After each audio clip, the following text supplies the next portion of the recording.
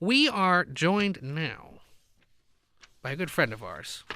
Alan Kelly is the CEO of the Bethesda-based consultancy Playmaker Systems. One of those systems is something we might think of as the periodic table of politics, the standard table of influence strategies. Check it out at plays2run.com. That's plays2run.com. Alan is also adjunct professor in political management at the George Washington University, where he teaches a course on influence strategy. Good to have you back with us, sir. Good morning. Nice to meet you. Best of all, you're here in person. But when you live in Bethesda, you can manage to get over here and do that, I suppose. Barely. Yeah. This is very interesting. I was not familiar with this until yesterday as we were putting together the show, and I was poking around with your periodic table of politics. Yeah. And an interesting theory you have about sort of how this all works. Yeah, it's a general theory, at least I've been told, and it's also, by the most of smarty pants professors, called an ontology, which is sort of like a taxonomy with meat. It describes what we argue are the very most unique, what they call the irreducibly unique elements of influence. In other words, the stratagems that, and we think that there are 24 of them, that in sum total make up, can explain every ploy and motive or play behind every form of persuasion or influence, whether it is an ad from Madison Avenue or it's a talking points memo from the West Wing. It's a system that allows us to break down, just as a chemist would break down with the periodic table elements, just as a biologist would use a phylogenetic tree. I'm full of big words this morning. I was going to say, I don't think I've heard so many four-syllable words ever on this show. Yeah. Another big word is Eisenhower. Yeah. But it allows us to break it down and to see much more clearly what exactly is at stake. It is the perfect tool for the journalist, of course, because plays or influence strategies are something that you are barraged by. Indeed. Daily. Well, let's take a look at some of the not-so-subtle things you expect to occur over the next 7 months now that President Obama is likely to face Mitt Romney. You talk first that Romney is going to use what's called screen. Explain. Yeah, well, it's the name that we attach to the idea that a person who is attempting to be influential would associate themselves with something which is bigger or broader than what they are. The best example I can think of is Martin Luther King standing in front of the Abraham Lincoln Memorial as he says, "I have a dream." Well, the reference and the connection is palpable, and it makes what he's saying so much bigger. And so the screen is something that's going to be used a lot, I think, by all candidates, but especially by Romney. One, because he's comfortable with it. He's not the greatest playmaker, but it's certainly one he knows how to, quote, run. And so he's going to talk about jobs. He's going to talk about his wife because she's very credible. He's going to talk about the heartache and the heartland. He's going to make constant reference to all these things, these ambient issues that are out there so that they're not left alone. And he can push them back at Obama again and again and again. We've seen him talk about his wife this week, and in fact, it's become a big campaign issue, and we'll have to wait a few weeks perhaps to look at polling to see how successful that was, but early indications are it may have helped him a little bit. Certainly. The other thing he's going to do, you say, is use call-outs in hopes of sort of nipping at Obama's heels. Explain what you mean by that. Well, I think he's okay at that, but he will do it. He will try to deposition Obama with things like saying, well, hope and change. Where is that? I haven't heard much of that. Of course, you get the idea. So he will push that back in his face as well.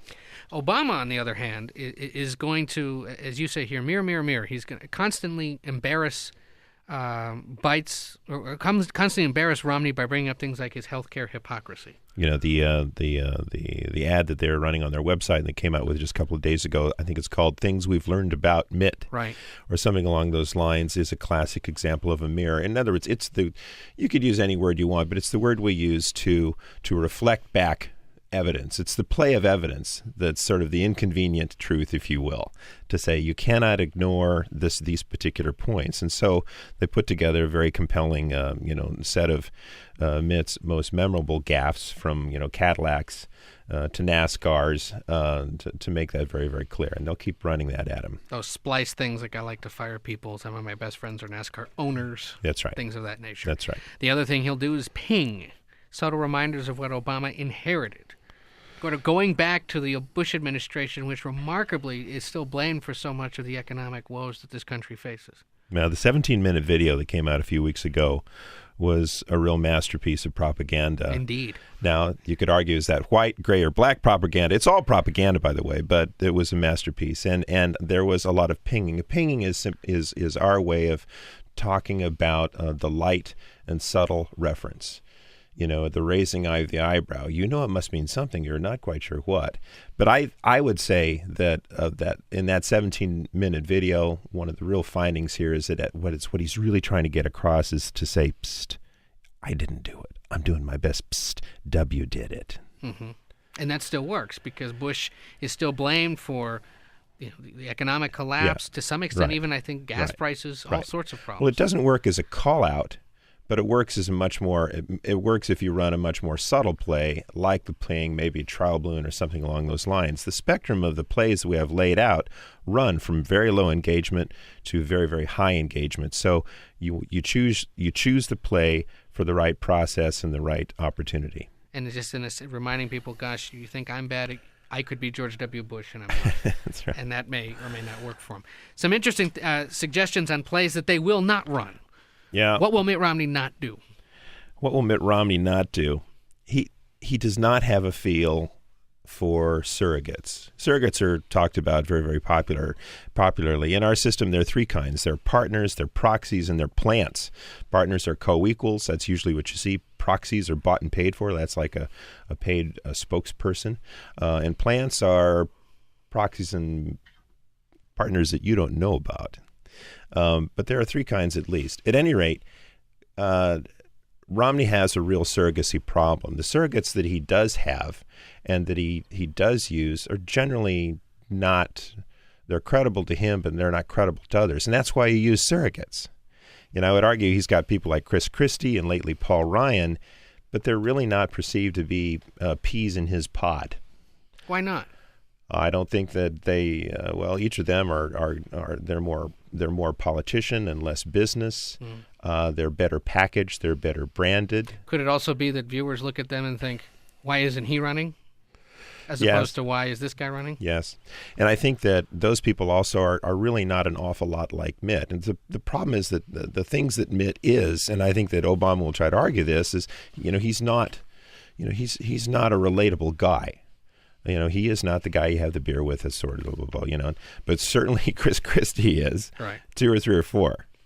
And so, you got to use surrogates, but they have to have a natural connection that accrue to your brand. If they don't, and there's that disconnect, they don't actually work for you. So I think he's got a real problem there. Using his wife and his sons, though, that conceivably works, right? Because it reminds people he's a good family man. This was clearly one of his best accomplishments outside of the boardroom or outside of the corporate world. Yes, but they're constantly reminded through his wife, and through his sons, of just how very Utah, very Mormon, very rich, very privileged, and frankly very out of touch they are. So again, those are surrogates, but they're almost too close. So there's a very interesting issue of proximity with a surrogate. They've got to be good enough to expand your brand and be an arm's length transaction. If they're too far, it doesn't really work. If they're too close, it doesn't work either. We're talking to Alan Kelly, who's the CEO of the Bethesda-based consultancy Playmaker Systems and an adjunct professor in political management at the George Washington University. I went to the American University, so I am very familiar with using the. Yeah. And, of course, these days everyone drops the. I still call it the Facebook ever since I saw Social Network and they decided to drop it. What plays will Obama not use against Romney? This is kind of interesting that you point these out.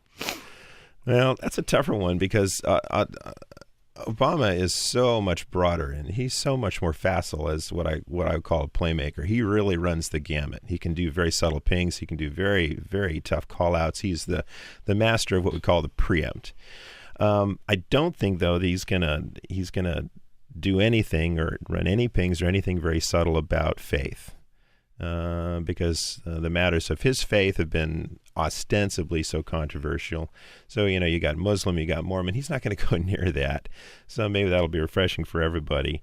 I'm not sure. I'm not convinced that he's going to make plays on Romney's wealth, because he's not a man without means either.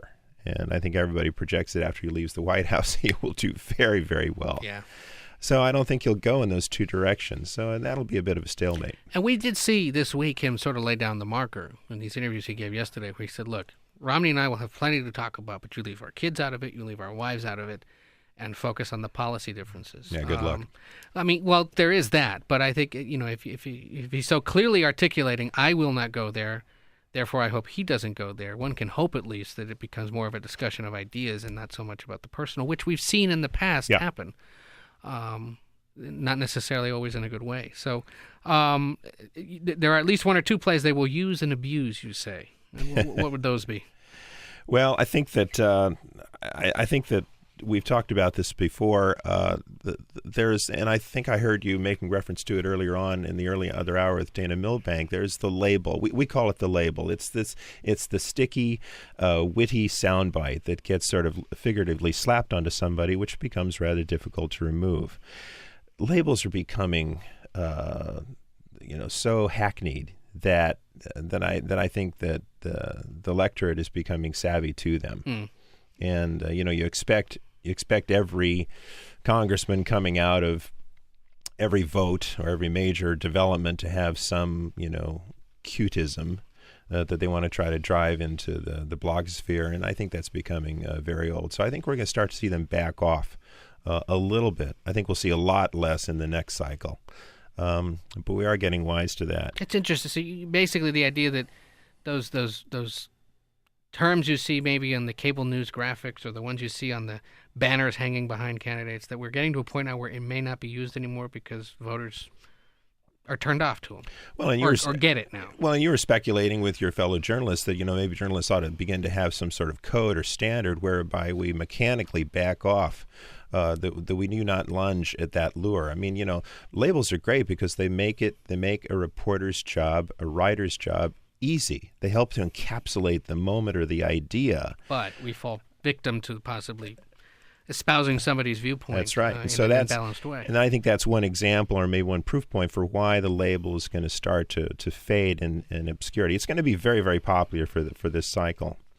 The other play that I think they'll use and abuse, particularly Obama, is the preempt. Both of these campaigns, I liken both of these campaigns in my blog to, the Jets and the Sharks. This is going to be a knife fight for 7 months. It's going to be a very ugly demonstration by two people whose brands suggest that they're really quite dignified. One's very cool, one's very business, but in fact, it's going to be back alley. And both of these campaigns are set up to run the play we call the preempt, to constantly try to take someone's strength and make it their weakness, to try to beat them to the point.